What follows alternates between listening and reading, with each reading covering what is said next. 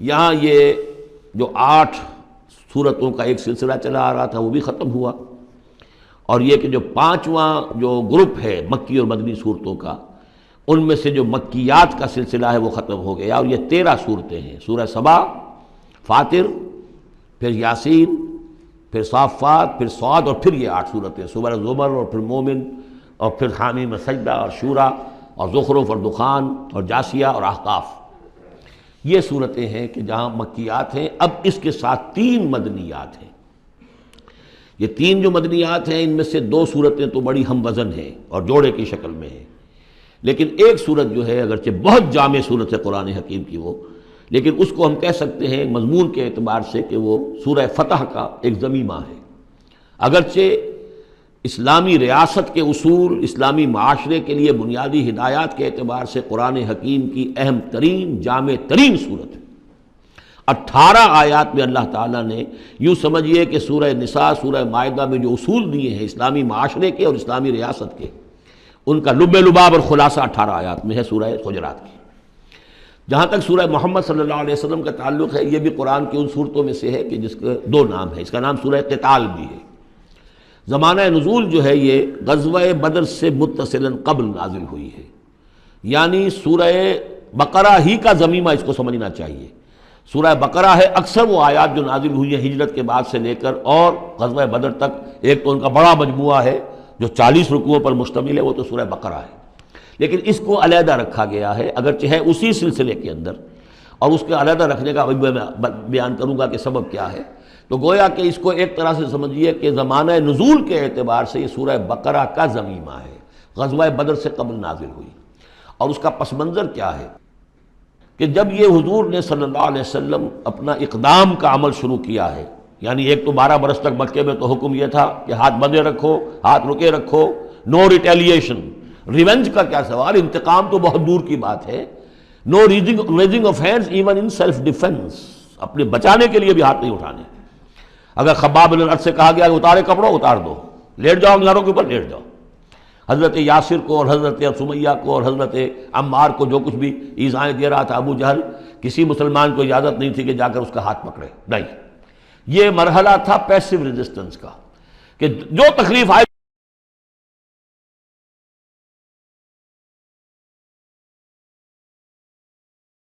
اب اقتتال کا دور شروع ہو گیا۔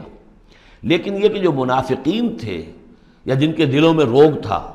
جو اب اس جان جوکھوں میں ڈالنے کے لیے تیار نہیں تھے،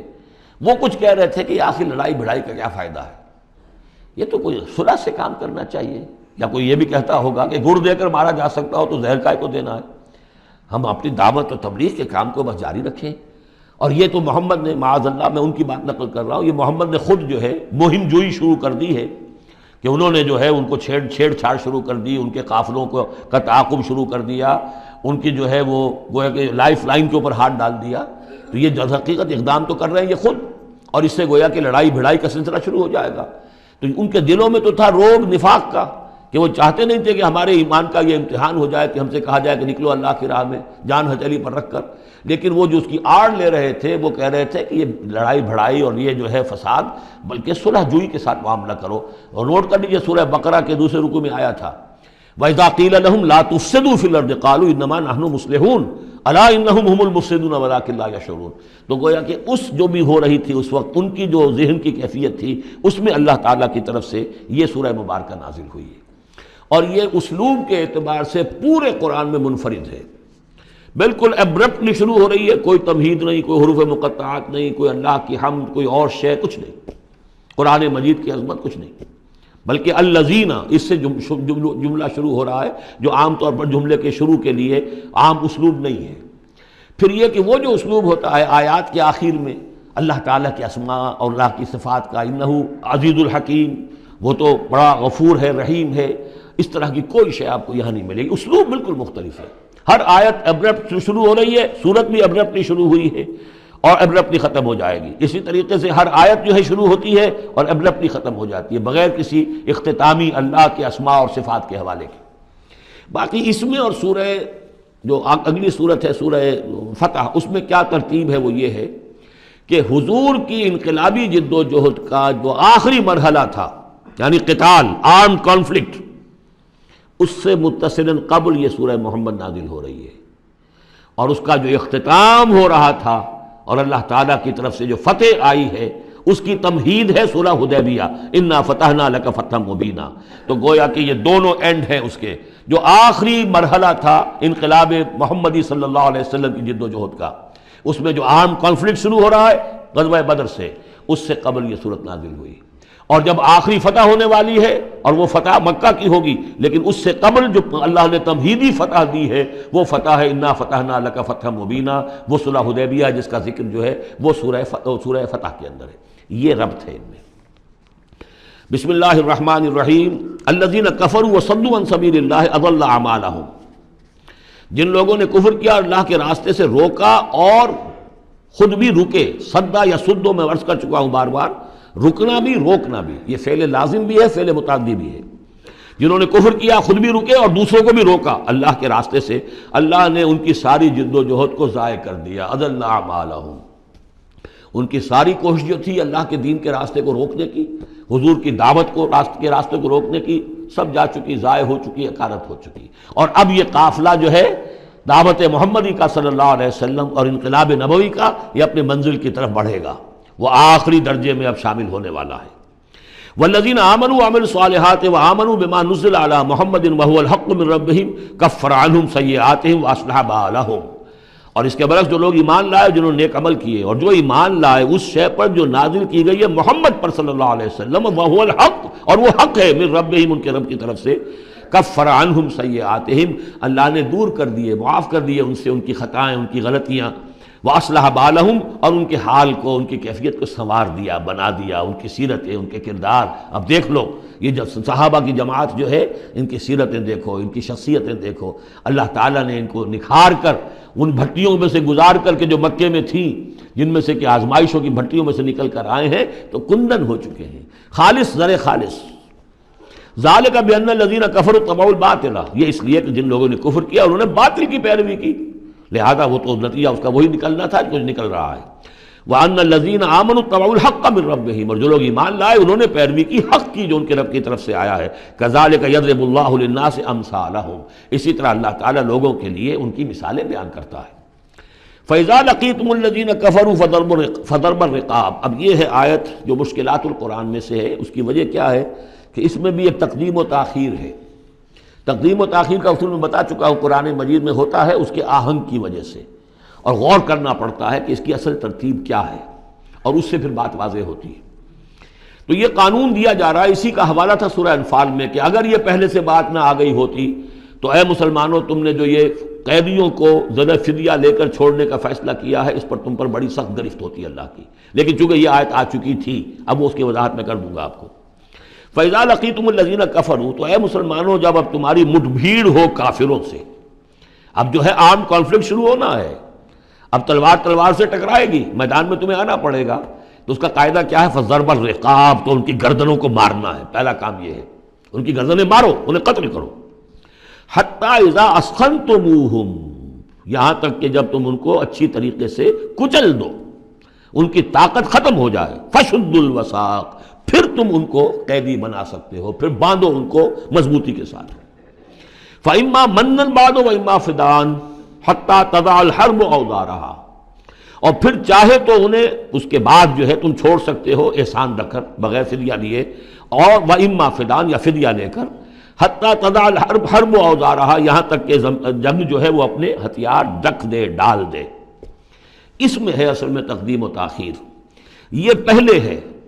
حَتَّى إِذَا أَسْخَنْتُمُوهُمْ فَشُدُّوا الْوَثَاقَ حَتَّى تَضَعَ الْحَرْبُ أَوْزَارَهَا فَإِمَّا مَنًّا بَعْدُ وَإِمَّا فِدَاءً، یعنی یہ کہ جب تمہارا مقابلہ کافروں سے ہو تو پہلے مرحلہ یہ کہ ان کی گردنیں مارو، پھر جب ان کی قوت کچلی جائے پھر تم انہیں قیدی بنا سکتے ہو، جب تک کہ جنگ اپنے ہتھیار بالکل رکھ دے۔ اب اس کو سمجھ لیجئے کہ ایک ہوتی ہے بیٹلز، ایک ہوتی ہے وار۔ بدر جنگ تھی لیکن بیٹل کی نوعیت کی تھی، وار تو 6 سال تک چلنی ہے۔ Battle of Badr, battle of Uhud, battle of Ahzab, battle of Bani Almustaliq, battle نہ معلوم کتنی بیٹلز ہیں۔ یہ 6 سال تک مسلسل جنگ ہے، جس میں کہ تھوڑا سا وقفہ آیا صلح حدیبیہ کی وجہ سے، ورنہ تو جا رہا ہے۔ وار واز کنٹینیوئنگ، وار ابھی ختم نہیں ہوئی ہے، ایک بیٹل ختم ہوئی ہے، ایک مہم ختم ہوئی ہے، ایک لڑائی ختم ہوئی ہے، جنگ تو جاری ہے۔ حتیٰ تضع الحرب اوزارہا، جب کہ وہ جنگ اپنے ہتھیار رکھ دے، یعنی اس درجے وہ دین کا غلبہ ہو جائے کہ اب کوئی ریزسٹنس نہ رہے، تو پھر یہ ہے کہ چاہے تم ان کو چھوڑ دو فدیہ لے کر، اور چاہے تم ان کو ویسے بھی احسان سے بھی چھوڑ دو تو کوئی حرج نہیں، احسان کرو بغیر فدیہ لیے بھی چھوڑ دو تو کوئی حرج نہیں۔ لیکن جب تک کہ ابھی مقابلہ چل رہا ہے، اس وقت تک فدیہ لے کر چھوڑ دینے کے معنی کیا ہوئے کہ آپ نے کفر کو تقویت پہنچائی۔ جو آج جنگ کر کے یہاں کرنے کے لیے آئے تھے ان میں سے 70 مارے گئے، اچھا وہ تو کفر کا ایک بازو تو ٹوٹ گیا، لیکن یہ 70 جو تمہاری قید میں آئے تھے اس کو تم نے فدیہ لے کر چھوڑ دیا، تو یہ بازو دوبارہ جا کر تم پر حملے کے لیے تیار ہو جائے گا کہ نہیں؟ لیکن چونکہ یہاں پہ اب اس کا معاملہ ججمنٹ کا، واقعتاً دشمن کی کمر کچلی گئی ہے یا نہیں، یہ ہے ججمنٹ کا معاملہ۔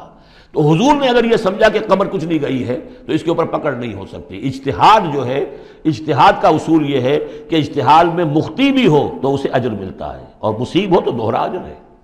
چونکہ حضور کے اجتہاد پر یہ تھا، تو آپ کو اگر چھوڑ دیا گیا تو اما منن بعد و اما فدان، جب یہ آلٹرنیٹیو اس کے اندر موجود ہے اس آیت کے اندر کہ اس کے بعد پھر چاہو تو تم بغیر کوئی فدیہ لیے ہوئے احسان دھر کر چھوڑ دو، اور چاہے فدیہ لے کر چھوڑ دو، تو حضور نے اس کو استعمال کیا ہے۔ اگرچہ اللہ تعالیٰ کے نزدیک ابھی وہ کچلی نہیں گئی تھی کفر کی طاقت، لہذا یہ قبل از وقت ہے جو اجتہاد ہو گیا ہے۔ اسی لیے کہا کہ اگر یہ آیت نازل نہ ہو چکی ہوتی پہلے تو جو کچھ تم نے کیا ہے، ما کان لنبی ان یکون لہ اسری حتی یسخن فی الارض، وہی لفظ جو یہاں آیا ہے حتی اذا اسخنتموہم حتی یسخن فی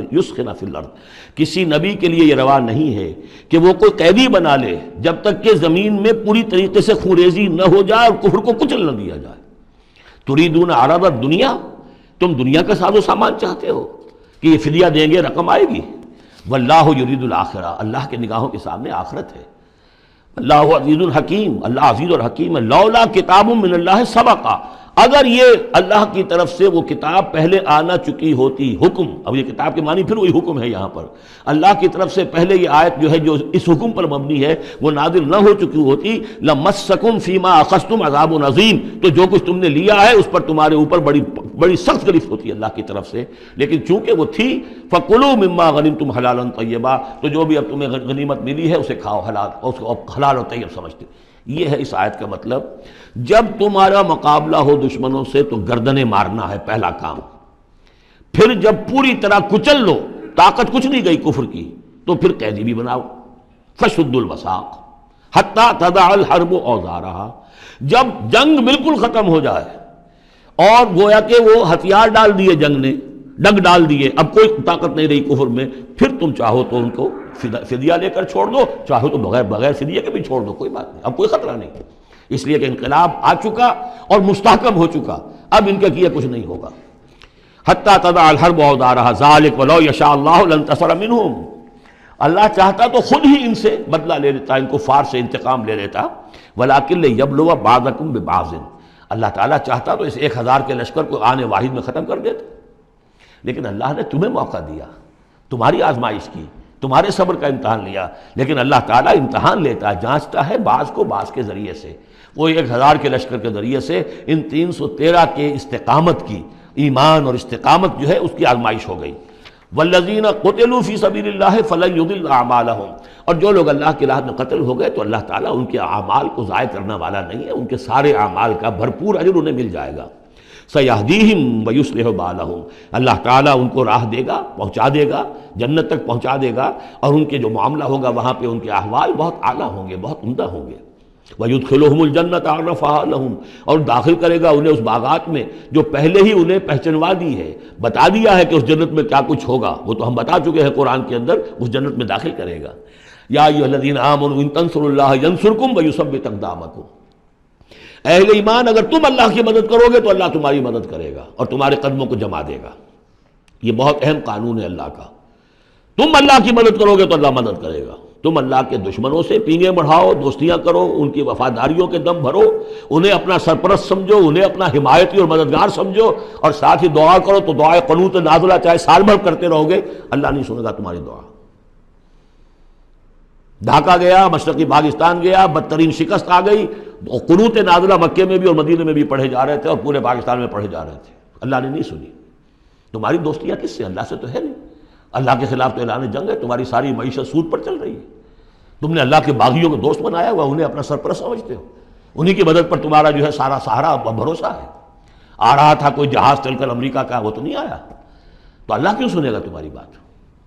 ان تنصروا اللہ ینصرکم ویثبت اقدامکم، اگر تم اللہ کی مدد کرو گے، تم اس کے اگر مخلص ہو، فرما بردار ہو، اس کے دین کا جھنڈا لے کر کھڑے ہو گئے ہو، تن من دھن اس کے لیے لگانے کو تیار ہو، اللہ مدد کرے گا اور تمہارے قدم جما دے گا۔ والذین کفروا فتعسا لهم، اور وہ لوگ جنہوں نے کفر کیا ہے ان کے لیے تو پھر ہے ان کو گویا کہ رد کر دینا، راندہ درگاہ کر دیے جائیں گے، وہ کھائیں ٹھوکریں۔ وعد اللہ اعمالہم، اللہ نے ان کے تمام اعمال کو، جد و جہد کو، کوششوں کو بالکل گمراہ کر دیا، یعنی ختم ہو گئی وہ، اور ان کا حاصل کچھ نہ ہوا۔ ذالک بانہم کرہوا ما انزل اللہ فاحبط اعمالہم، اس کی وجہ کیا ہے کہ انہوں نے وہ چیز ناپسند کی جو اللہ نے نازل کی، فاحبط اعمالہم، اللہ نے ان کے تمام نیک اعمال بھی ضائع کر دیے۔ یعنی آخر ان میں ایسے بھی تھے کفار میں سے جو غریبوں کو کھانا کھلا دیتے تھے، جو حاجیوں کی خدمت کرتے تھے اور سمجھتے تھے بڑی نیکی کا کام ہم کر رہے ہیں۔ یہ سورہ توبہ میں ہم پڑھ آئے ہیں، اجعلتم سقایۃ الحاج وعمارۃ المسجد الحرام، ان چیزوں کو تم نے بہت بڑی نیکیاں سمجھ رکھا ہے، لیکن یہ کہ اگر تم نے اللہ کے نازل کیے ہوئے قرآن کو ناپسند کیا ہے تو اللہ نے تمہاری ساری اعمال جو ہے حبط کر دیے۔ افلم یسیروا فی الارض فینظروا کیف کان عاقبۃ الذین من قبلہم، تو کیا یہ زمین میں گھومے پھرے نہیں کہ یہ دیکھتے کہ کیا انجام ہوا ان لوگوں کا جو ان سے پہلے تھے؟ دمر اللہ علیہم، اللہ تعالیٰ نے ان پر ہلاکت کو مسلط کر دیا۔ وللکافرین امثالھا، اور ان کافروں کے لیے بھی ایسے ہی انجام آئیں گے۔